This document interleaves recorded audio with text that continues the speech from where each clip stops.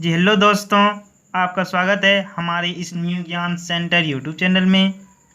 यह वीडियो आकांक्षा 40 स्टूडेंट के लिए बहुत ही ज़्यादा इम्पोर्टेंट रहने वाली है, क्योंकि मैं इसमें आपको बायोलॉजी यानी कि जीव विज्ञान का बहुत ही इम्पोर्टेंट क्वेश्चन बताऊंगा, जो आपके 2 एग्ज़ाम में यानी कि सेकंड एग्ज़ाम में जो 31 तारीख को होने वाला है उसमें आपको डायरेक्ट पूछा जाएगा।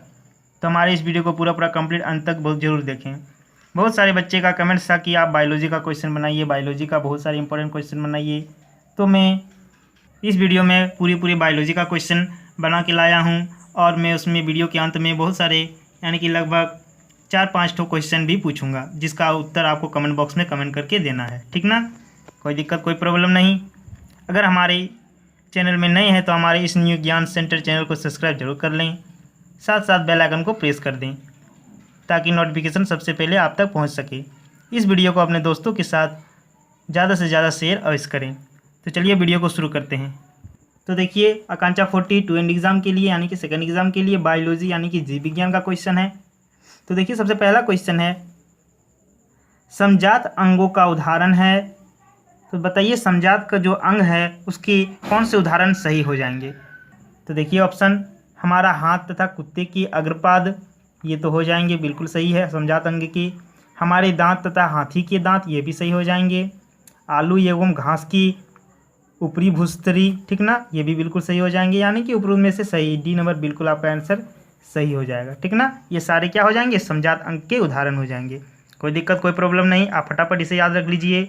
आपको शायद ऐसे पूछा जा सकता है कि समजात अंगों में से इनमें से कौन सा है, कोई 3 ठो अलग दे देगा, 1 ठो ऑप्शन बिल्कुल सही दे देगा, ठीक ना। तो ये तीनों को याद कर लीजिए आप, बहुत ही इंपॉर्टेंट क्वेश्चन है। अक्सर एग्ज़ाम में ये एग्ज़ाम में समजात अंग या फिर समरूप अंग, जो आप बायोलॉजी पढ़े हैं मैट्रिक में, तो फटाफट उसे नोट करते चलिए, याद करते चलिए, एक ना एक क्वेश्चन पूछ ही देंगे इसमें, ठीक ना। चलिए आगे देखिए क्वेश्चन दूसरा नंबर का, पोषी स्तर को सही क्रम में सजाएं। तो बताइए जो पोषी स्तर जो आप पढ़े हैं मैट्रिक में, उसको सही क्रम में आपको सजाने को कह रहा है। तो देखिए शेर, खरगोश, हरे पौधे और लोमड़ी, तो इसको सही क्रम में कैसे सजाइएगा। तो देखिए सबसे पहले हरे पौधे, तो कौन वाला सही हो जाएगा। देखिए शेर, खरगोश, लोमड़ी, हरे पौधे नहीं होगा, हरे पौधे, लोमड़ी, खरगोश, शेर, हरे पौधे, खरगोश, लोमड़ी, या इनमें से कोई नहीं। तो बताइए क्या हो जाएगा। तो सबसे पहले देखिए हरे पौधे को कौन खाता है, खरगोश, ठीक ना। कहीं ना कहीं हरे पौधे वाले वर्ग को कौन खाता है, खरगोश वाले वर्ग ने, ठीक ना। तो खरगोश हो जाएगा। उसके बाद हरे पौधे सबसे पहले, फिर खरगोश, यानी कि 1 नंबर इसको दीजिए, फिर 2 नंबर। उसके बाद खरगोश को कौन खाता है, लोमड़ी, 3 नंबर। लोमड़ी को कौन खाता है, शेर, यानी कि 4 नंबर। तो देखिए सबसे पहला क्या है, हरे पौधे है, ठीक है, यहाँ तक ये गलती है। देखिए ये वाला सी नंबर, देखिए हरे पौधे, ठीक है, फिर खरगोश, फिर लोमड़ी, फिर से, ये बिल्कुल आपका ऑप्शन सी नंबर बिल्कुल सही हो जाएगा। कोई दिक्कत कोई प्रॉब्लम नहीं, ठीक ना, समझ में आ रहा है। तो 3वां नंबर देखिए क्वेश्चन जो है, परागकोश में होता है। बताइए परागकोश में क्या होता है, परागकण होते हैं, पुकेसर या बाह्य दल। तो ये परागकोश में परागकण होते हैं, इसे याद रखिएगा, परागकण, ठीक ना, नोट कीजिएगा। आगे देखिए चौथा नंबर, अलैंगिक जनन मुकुलन द्वारा होता है। अलैंगिक जनन मुकुलन द्वारा होता है, तो किसमें होता है बताइए, खंडन, ईस्ट, विखंडन या अमीबा। तो इसका बी नंबर बिल्कुल आंसर सही हो जाएगा, ईस्ट, ठीक ना, क्या हो जाएगा, ईस्ट। ईस्ट में क्या होता है, अलैंगिक जनन होता है मुकुलन के द्वारा। नोट कीजिएगा, बहुत ही इंपॉर्टेंट क्वेश्चन है, VVI लगा लीजिए, ये अक्सर एग्जाम में पूछे जाते हैं। अगर आपने अभी तक हमारे मैथ के क्वेश्चन नहीं देखे हैं तो फटाफट देख लीजिए, आप लोगों के लिए बहुत ही यूज़फुल होने वाले हैं, लाभदायक होने वाले हैं, ठीक ना। तो उसे जाके सबसे पहले फटाफट मैथ के बहुत सारे इंपॉर्टेंट क्वेश्चन डाल चुका हूँ, फटाफट उसे जाके देखें, ठीक ना। आगे देखिए 5वां नंबर, DNA का फुल फॉर्म क्या है। बताइए DNA का फुल फॉर्म क्या होता है, डीऑक्सी राइबो न्यूक्लिक एसिड, बिल्कुल यही आपका सही हो जाएगा, ठीक ना, बाकी सब गलत हो जाएगा। डीऑक्सी राइबो न्यूक्लिक एसिड, यही है DNA का फुल फॉर्म। फटाफट याद कर लीजिए, DNA का फुल फॉर्म आप पूछा जा सकता है क्वेश्चन। अब 6ठा नंबर देखिए जो बहुत ही इंपॉर्टेंट है, अमीबा का निर्माण कैसे होता है, खंडन द्वारा, द्विखंडन या विखंडन द्वारा, या मुकुलन। तो बताइए कैसे होता है अमीबा का निर्माण। तो द्विखंडन या विखंडन, ठीक ना, द्विखंडन दिया रहे तो कोई दिक्कत नहीं, या विखंडन दिया रहे तो कोई दिक्कत नहीं, दोनों बात एक ही बराबर सेम है, ठीक ना। तो अमीबा का निर्माण कैसे होता है, द्विखंडन या विखंडन द्वारा। नोट कीजिएगा, बहुत ही इंपॉर्टेंट क्वेश्चन है, अक्सर एग्जाम में पूछे जाते हैं। 7वां नंबर देखिए प्रश्न, 2 तंत्रिका कोशिका की मध्य खाली स्थान को कहते हैं? बताइए जो दो तंत्रिका है उसकी कोशिकाओं के जो बीच है मध्य खाली स्थान को क्या कहते हैं? केंद्रक कहते हैं, तंत्रिका कहते हैं, या सिनेप्स कहते हैं? तो बताइए क्या कहते हैं? तो ये सी नंबर बिल्कुल आपका आंसर सही हो जाएगा। सिनेप्स कहते हैं। क्या कहते हैं? सिनेप्स। नोट कीजिएगा, एग्जाम में अक्सर पूछे जाते हैं ऐसे क्वेश्चन। अब देखिए 8वां नंबर, मस्तिष्क उत्तरदायी है। मस्तिष्क जो है वो किसके लिए उत्तरदायी है? देखिए ऑप्शन देखिए, सोचने के लिए, ये बिल्कुल सही है, सोचने के लिए तो ये है मस्तिष्क उत्तरदायी, ठीक ना। अब देखिए हृदय संपादन के लिए, बिल्कुल ये भी है। शरीर का संतुलन बनाने के लिए, ये भी है। तो यानी कि ये सभी डी नंबर बिल्कुल आपका ऑप्शन सही हो जाएगा। नोट कीजिए।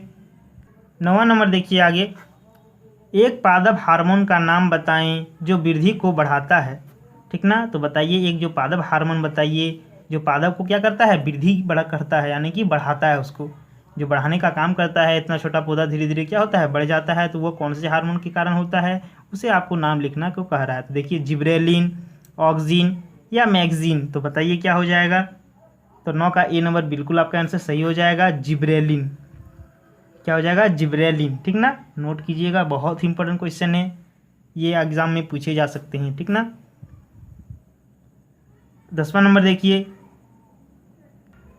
हीमोग्लोबिन की कमी से कौन सा रोग होता है? बताइए जो हीमोग्लोबिन की कमी से जो रोग होता है उस रोग का नाम बताने को कह रहा है। तो देखिए चक्कर आना, एनीमिया या घिंघा रोग। तो बताइए, तो ये बी नंबर बिल्कुल आंसर सही हो जाएगा, एनीमिया। क्या होता है? हीमोग्लोबिन की कमी से एनीमिया रोग होता है, ठीक ना। नोट कीजिएगा।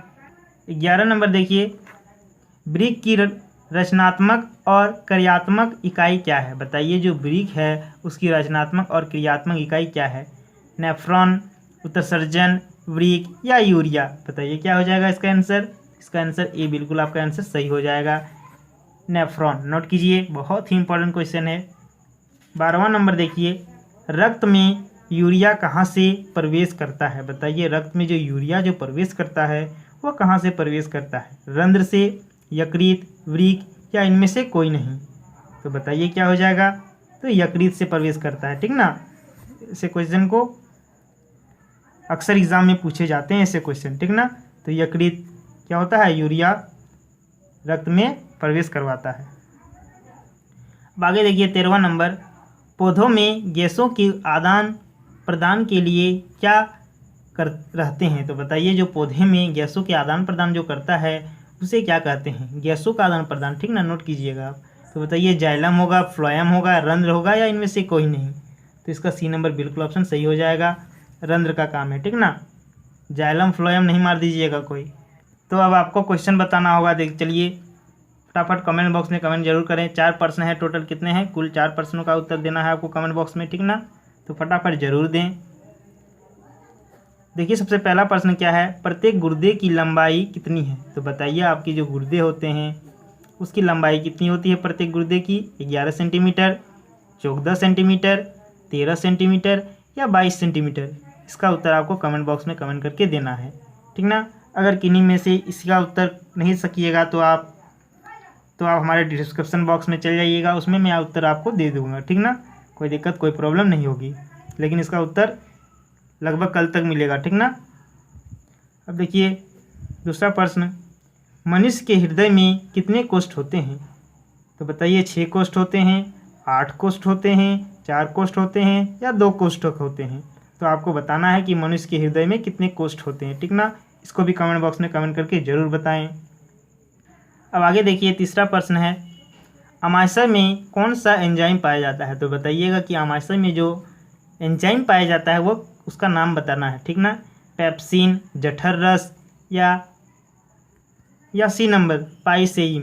तो ज़रूर बताएं, इसका भी कमेंट बॉक्स में कमेंट करके, ठीक ना। अब देखिए चौथा प्रश्न जो है, जैव गैस में मीथेन गैस की मात्रा होती है, जो जैव गैस में जो है मीथेन की कितनी मात्रा होती है उसको भी कमेंट बॉक्स में कमेंट करके ज़रूर बताएं। तो देखिए ऑप्शन 60% होता है, 75% होता है, 80% होता है या 9% होता है। जो मीथेन गैस का मात्रा जो होता है जैव गैस में वह कितना % होता है, इसे कमेंट बॉक्स में कमेंट करके ज़रूर बताएं, ठीक ना।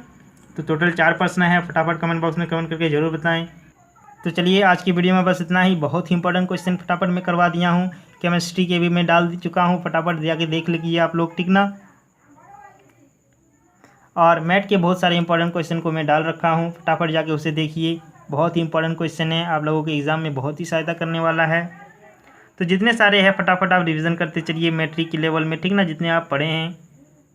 अगर हमारे चैनल में नए हैं तो हमारे इस न्यू ज्ञान सेंटर चैनल को सब्सक्राइब कर दें, साथ साथ बेल आइकन को प्रेस कर दें और इस वीडियो को अपने दोस्तों के साथ ज़्यादा से ज़्यादा शेयर करें। अगर वीडियो पसंद आया तो एक लाइक ज़रूर कर दें।